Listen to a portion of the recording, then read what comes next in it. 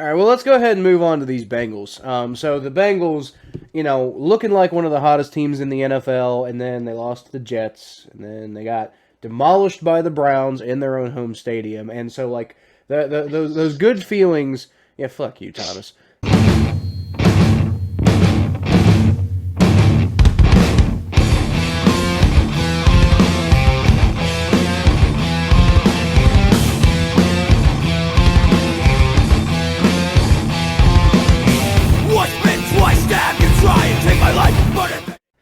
Those good feelings are just kind of like not really there anymore. I mean, I mean, even for people like me who are still optimistic about the potential for this season, you still don't have those good feelings anymore. It's like the whole like hot start thing is pretty much gone now. Like I mean, you're half a game over 500 now, because of two bad weeks. And it's just I mean like I chalk this up to a young team being a young team and all the pitfalls that come along with that. But at the same time, it's like, like you just look back on that Jets game. There's so many missed opportunities to actually come away with that game. And with the Browns game, I mean, it was still, as bad of a blowout as that was, you can really chalk it up to a few missed opportunities. Especially because one of those plays was a 14-point swing. Yeah, it was. So I mean, the fact of the matter is you've got this team that squandered really good positioning, and you're starting to wonder now, what are they going to do the rest of the season? So I think, Thomas, that they're actually still in relatively good position going forward. There's been a lot made about the second half of the Bengals schedule and how tough the opponents are. But, I mean, I just, maybe by preseason standards, maybe by like week 3 standards, but I mean, just. No, I agree with you. I think this bye for the Bengals came at the right time. But I think this bye for the Bengals came at the right time. I don't think that they're a bad team at all. Like you said, the Bengals are playing in the AFC, in a very crowded AFC right now. The AFC is very crowded, and there's a lot of teams that are even. But I think that a lot of these teams are going to start to expose themselves. Y'all have the Raiders. I don't think the Raiders are going to be as good as the Raiders were earlier in the season. I think they're going to start to tail off as the season goes on. Too much drama. All the drama, and they just lost to the Giants. Exactly. I mean, you want to talk about the Bengals losing to the Jets. The Giants are probably worse. And I speculated that on predictions. I said, how long until this drama catch up with them? And then I speculated, it's gonna come. It's gonna happen. And it's starting to happen. I don't think that the Raiders are gonna be able to have the horses to beat y'all. The Steelers, I think they're gonna sweep the Steelers at home. The Chargers, I don't think the Chargers are as good as they were at the beginning of the season. The 49ers are a very beatable team. The Broncos are a very beatable team. The Ravens are already beat. The Chiefs are a very beatable team, and I don't think the Browns are going to sweep y'all. I really do think that y'all only going to lose like 2 more games for the rest of the season. The problem with the Bengals right now, the biggest problem with the Bengals though, and it's not Joe Burrow, but it's Joe Burrow's turnovers. And you're not going to like this. You're not going to like hearing this from me, Kyle. You're going to hate me saying this. Say it. But not having an offensive lineman, not driving an offensive lineman is kind of biting y'all in the butt. I'm not saying having Jamar Chase isn't a problem. What the hell does that have to do with Joe Burrow's interceptions? Because he's getting demolished. That's why. That's his own fault. That's not the offensive line's fault. If you look up the pass blocking efficiency for all the Bengals teams, for all the Bengals players, the tackles are doing great, and the interior linemen are, roughly about average with the rest of the NFL. Joe Burrow has been having this issue where he's just like scrambling around and holding on to the ball way too long. He's basically trying to do too much lately, and so he's making a few bad decisions. He's having some crazy plays where where the ball gets tipped. Although in some of those plays, it's just like he shouldn't have been throwing it at that position in the first place. But I would say that Joe Burrow adjusting to the way that NFL defenses work is probably more responsible for the sack numbers right now than the offensive line. All right. If you I say don't so. I don't think the offensive line is a problem. The only thing that's weird right now is I'm not sure why Jackson Carman like we're playing Trey Hill right now at right guard instead of Jackson Carman, and I'm not entirely sure why, because Jackson Carman was playing fine. But the offensive line, people, especially in the national media, people wanted to like take the lazy route on this, Joe Burrow thing, and they were like, "Look at the offensive line." And it's like it's really not the offensive line's fault. Tackle was not the problem. You go draft Penei Sewell, Rashawn Slater, then great, you got a tackle. But right now, tackle's not the problem. All right, We have a bit of an interior offensive line problem, but we drafted an interior offensive lineman. all right, look, all right, you know what, Cal, I'm gonna take your advice. I think the Bengals are gonna be fine. For the record, I think they're gonna be fine. Tell everybody in my section, y'all be fine. They're gonna go back. They're gonna regroup. They're gonna beat the Raiders. Y'all be fine. Y'all be fine. Y'all be fine. Y'all gonna probably blow out the Raiders actually coming out of that bye.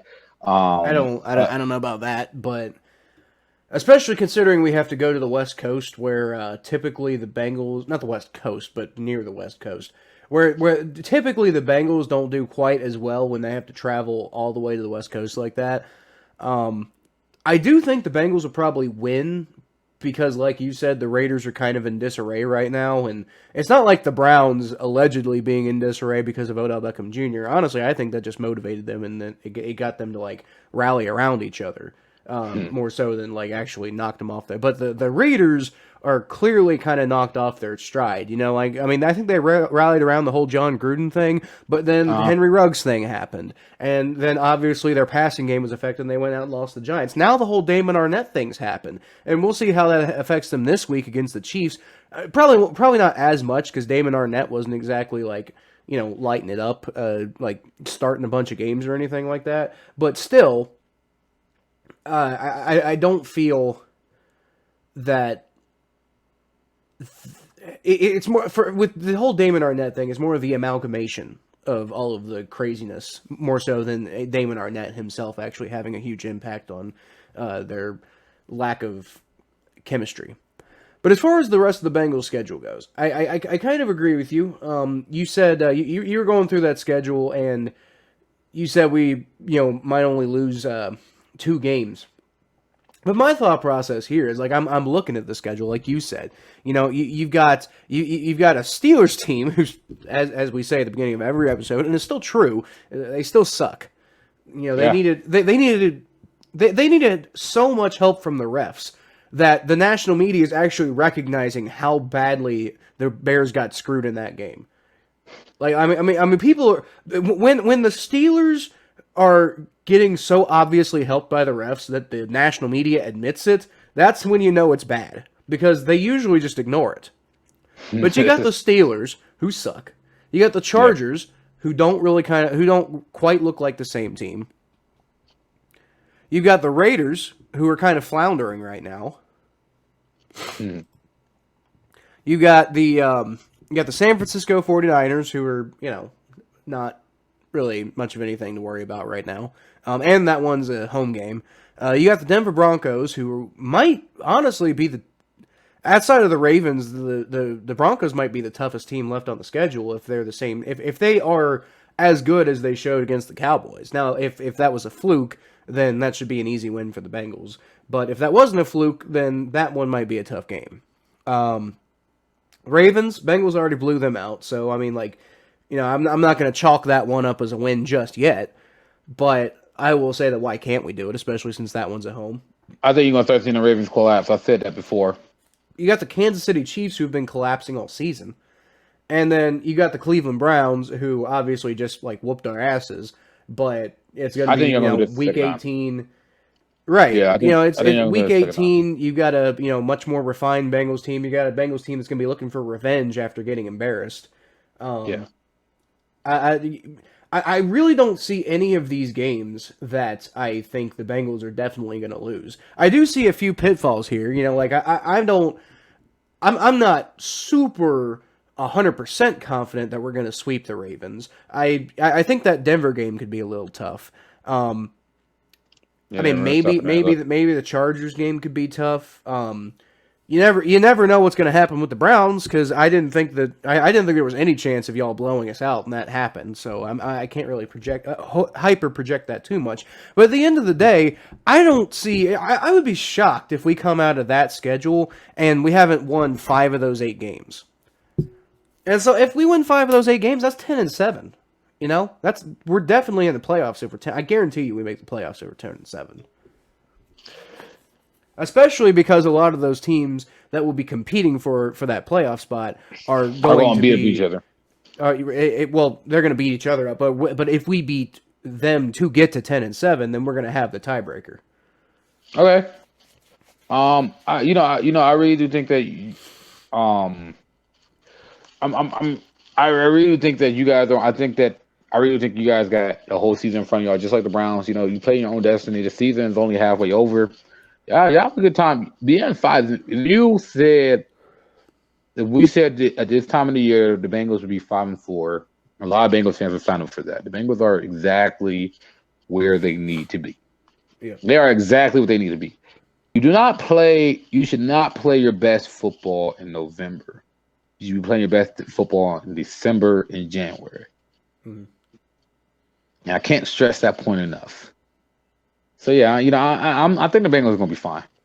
Well, I will say I think that's the thing about this particular Bengals team is it's like I've always kind of said it's always kind of annoyed me about the Bengals because like under Marvin Lewis, part of the reason that I think we made it playoffs all those years and lost in the playoffs all those years is because we mainly hit our stride in the middle of the season, and that's at the beginning and in the middle of the season is usually when we played our best. It was like we always were collapsing at the end, so it never really came as that much of a shock when we lost in the playoffs because it was just kind of like that's kind of how the Bengals had been playing lately. So, I guess the thing is, if you're gonna have a bad run, then a bad run right before the bye week in the middle of the season when you still have plenty of games left to play, especially if you're a young team, that's the time to do it. You can't win them all. I think that last year Zach Taylor showed us that he could win later in the season when he ended the Steelers dynasty with Finley. I think y'all be fine. I think y'all be fine. Yep. I think y'all be more than fine. I definitely that bye week's gonna help out.